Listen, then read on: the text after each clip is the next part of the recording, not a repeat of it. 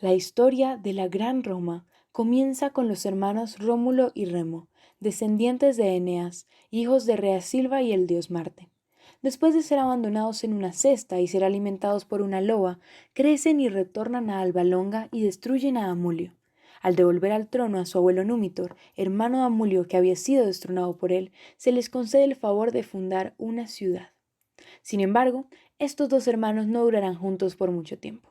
Rómulo mata a Remo después de que este último burlara su estrategia para definir el territorio de la nueva ciudad. Así, se funda Roma en el año 753 a.C., en el Monte Palatino, poblada inicialmente por vagabundos que se casaron con mujeres raptadas a los sabinos, pueblo vecino. Aunque hubo guerra, más tarde se creó una alianza entre el rey de los sabinos y Rómulo, por lo que cuando el primer rey muere, Rómulo pasa a ser rey de ambos pueblos.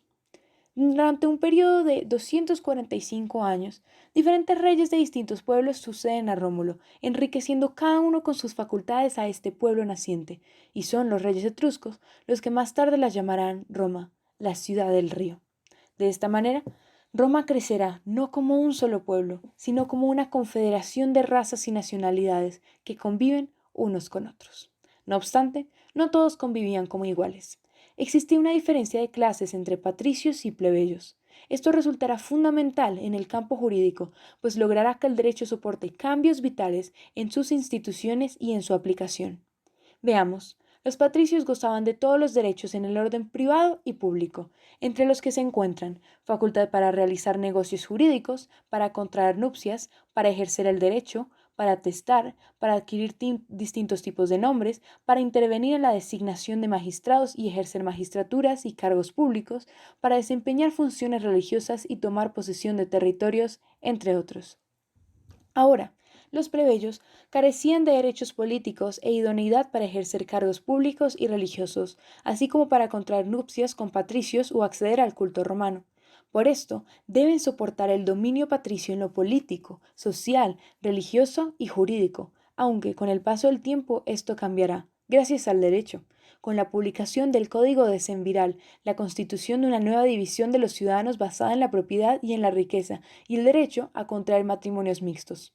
Esto ocurre porque durante la República Romana, ya lo explicaremos más adelante, se dictan leyes que definen los derechos básicos del ciudadano y desaparecen prácticamente las diferencias legales entre patricios y plebeyos a partir de distintas reformas, como por ejemplo la que hizo Tarquino Prisco al asimilar algunas clases plebeyas a la categoría de patricios.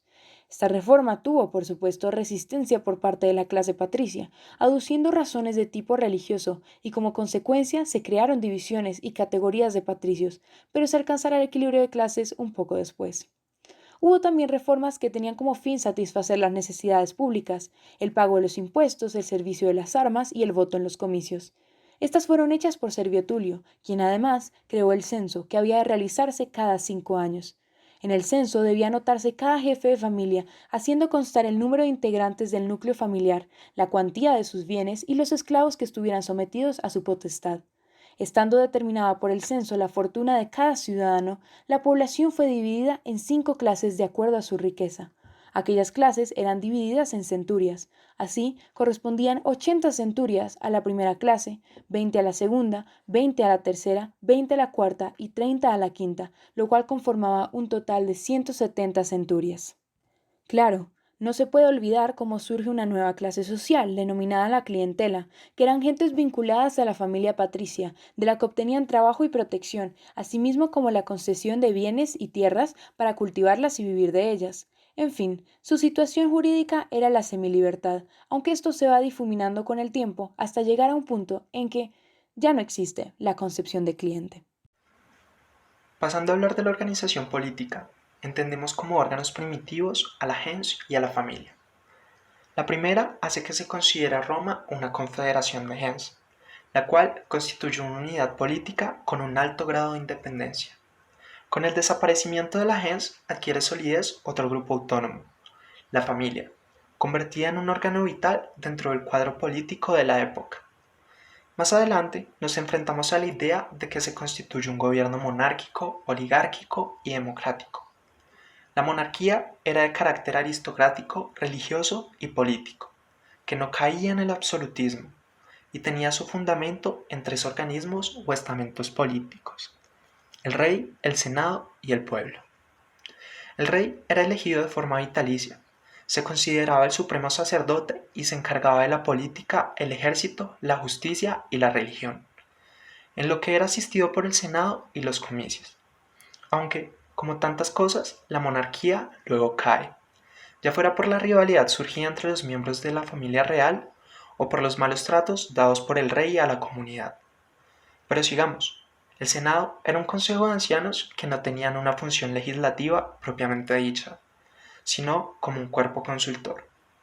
El comicio era convocado por el rey para anunciar al pueblo decisiones importantes y obtener su adhesión, como iniciar una guerra o celebrar un tratado de paz.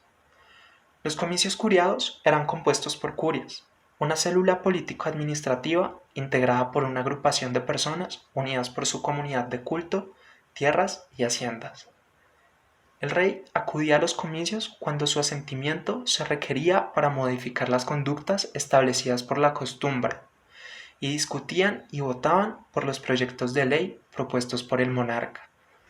También había comicios centuriados y comicios por tribus.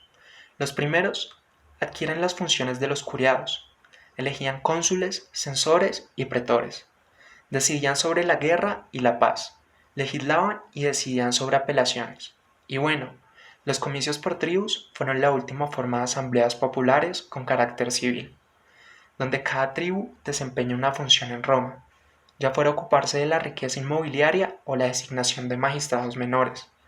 Existía también otra rama de la organización política, los colegios sacerdotales, importantísimos, dada la influencia de la religión en el derecho público y privado, y la participación de sus miembros en el Estado.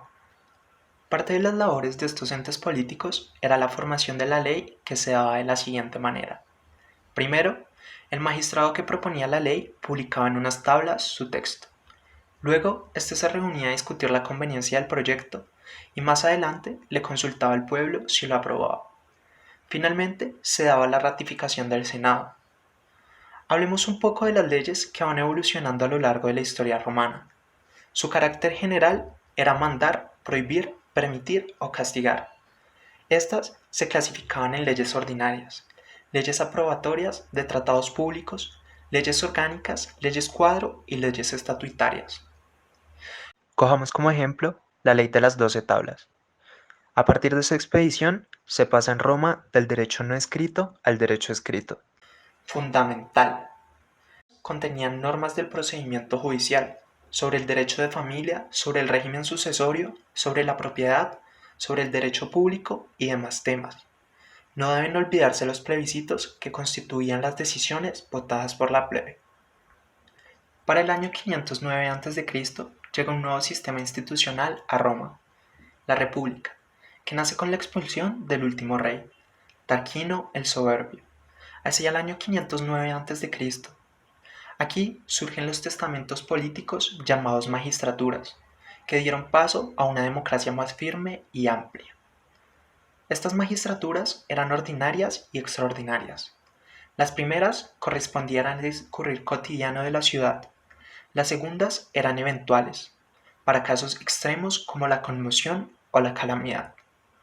El consulado revestía de una autoridad ilimitada y tomaba decisiones acerca de la guerra y la paz. Llenaba los vacíos jurídicos dejados por las leyes especiales. Dirigía administración pública, intervenía en juicios y demás. Los cónsules, con el tiempo, se despojaron de ciertas facultades, otorgándoselas a otras magistraturas, como los poderes jurisdiccionales a los pretores para determinar los principios de derecho que debían aplicarse a cada juicio, dando paso a un derecho civil más humano y justo. Existía también la magistratura de la pretura, que cumplía funciones judiciales a cargo de un solo magistrado. La magistratura de la questura, que constituyó una magistratura de rango menor. La magistratura extraordinaria, que fue la dictadura, y la magistratura de la censura, que cumplía funciones relativas a las operaciones censales, atribuidas en un principio a los cónsules. No se puede olvidar, por supuesto, al tribunato de la plebe, integrado por 2 miembros y solo accesible a los ciudadanos plebeyos. Claramente, Estos entes legislativos promulgaban edictos que clasificaron como anual o perpetuo, traslacio o repentino. Por ejemplo, el edicto repentino fue producto de normas extraordinarias o no contempladas en su edicto perpetuo, especialmente de carácter administrativo o político. Pero, ¿cómo surge y se fortalece este sistema legislativo en Roma? A través de la jurisprudencia, que alcanzó su mayor preponderancia en el periodo del año 100 al 50 a.C., aunque técnicamente se puede afirmar que en Roma hubo jurisprudencia desde el inicio de la ciudad. Los hechos que representan este periodo de la jurisprudencia son la universalización del sistema jurídico romano, el nacimiento de la ciencia jurisprudencial, la creación de la clase privilegiada de los jurisconsultos, gracias a Augusto, y la decadencia del derecho público con el auge del derecho privado. Encontramos que los primeros jurisconsultos fueron los pontífices, y, por ello, no es extraño que hubiera una ligazón entre el derecho primitivo, la religión y la superstición. Un momento clave es cuando, con la llegada de Tiberio Coruncanio, se produce la definitiva apertura del derecho romano, gracias a la publicación del Ius Aelianum, obra que contenía una colección de las nuevas formas de acciones. Luego, durante el imperio, Augusto elevó la propuesta de los jurisconsultos al rango de fuente formal del derecho de Roma.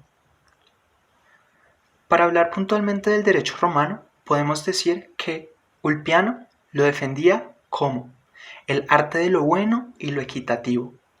Él también hacía la distinción entre el derecho público y el derecho privado al decir que el derecho público es el que se refiere al estado de la cosa romana y derecho privado el que concierne a la utilidad de cada individuo. Hace, de igual manera, una diferenciación entre el derecho escrito y el derecho no escrito. Esto no hace referencia a que la norma no fuera escrita, sino que no emanaba de un órgano con facultad estatal de hacer derecho.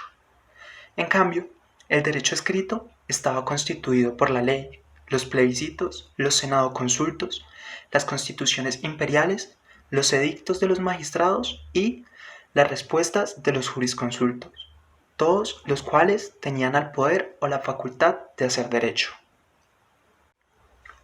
Ahora, el derecho romano tuvo distintos periodos en la historia, y los rasgos más importantes de su primer periodo los podemos resumir así.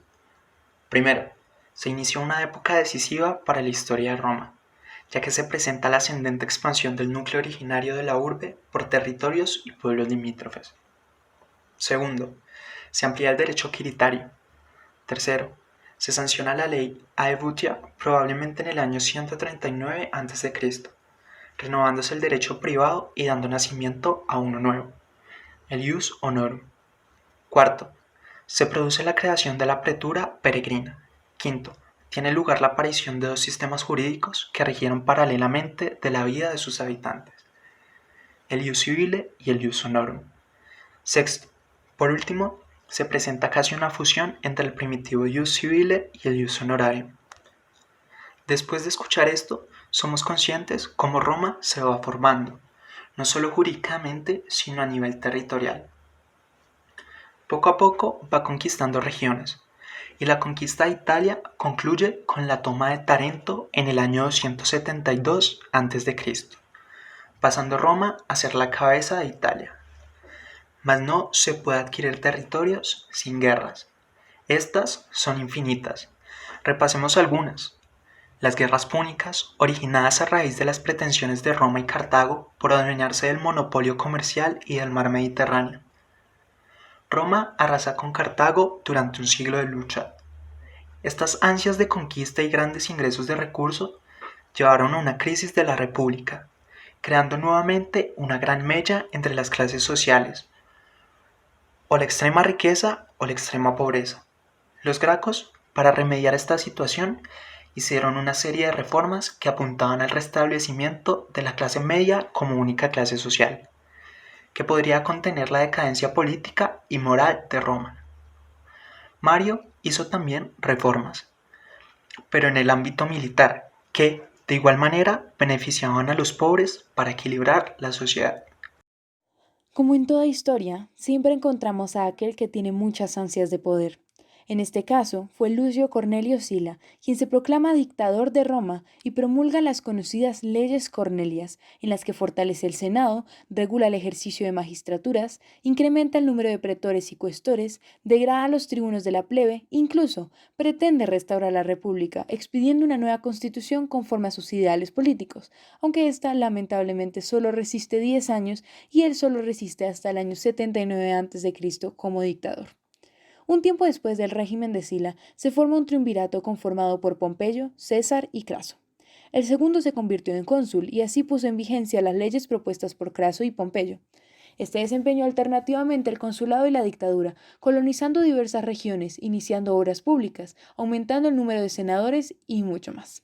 Por supuesto, despertó una gran envidia en Pompeyo, quien muere después de enfrentarse a una guerra civil contra César, pero César muere luego asesinado por su propio hijo y otras personas.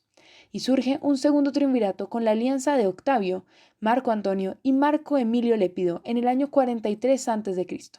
Su actuación fue despiadada y cruel, pues dieron muerte a miles de sus enemigos políticos. También se apoderaron de distintos territorios, pero claro, Lépido es expulsado del triunvirato. Marco Antonio es derrotado por Octaviano, quien se proclama jefe indiscutible del Estado romano en el 31 a.C. y adquiere el título de Augusto en el 27 a.C. Ahí se marcó el fin de la República Romana y Octaviano se apoderó de todas las magistraturas. Su imperio duró 500 años. En esta época de imperio tenemos como fuentes del derecho romano las constituciones que sancionaban al emperador o que él mismo creaba incluso.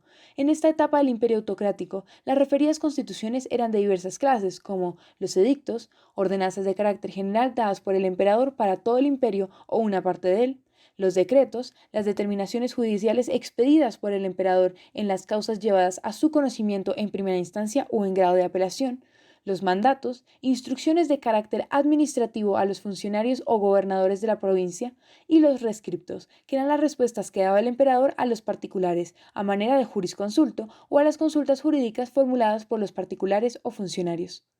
Pero nos vamos acercando al final de esta historia. En el año 284, Diocleciano ascendió al trono y quiso solucionar la anarquía militar y el desorden político, organizando un sistema de gobierno denominado tetrarquía. Dividió el imperio en dos, y Roma dejó de ser el centro político del imperio. Así comienza el Bajo Imperio que buscaba evitar las invasiones bárbaras e impedir guerras civiles. Después, Constantino se puso al frente del Imperio de Occidente como protector del cristianismo y su imperio se extendió hasta Oriente. Luego, durante el reinado de Justiniano del 527 al 565, el imperio llegó al apogeo de su poder. El emperador se propuso restaurar las fronteras del antiguo imperio romano, por lo que emprendió una serie de guerras de conquista en Occidente. Sin embargo, la época de Justiniano no solo se destacó por sus éxitos militares. Bajo su reinado, Bizancio vivió una época de esplendor cultural. Entre el 528 y el 533, una comisión nombrada por el emperador codificó el derecho romano en el Corpus Juris Civile, permitiendo así la transmisión a la posteridad de uno de los más importantes legados del mundo antiguo, así como se escribió otra recopilación legislativa, el Digesto, dirigido por Triboniano y publicado en el 533. Mas, con la caída de Constantinopla en el 1453, llegó un golpe final, y con el advenimiento de la Edad Media, el resurgimiento de nuevos pueblos y nuevos gobernantes, la antigua Roma desapareció.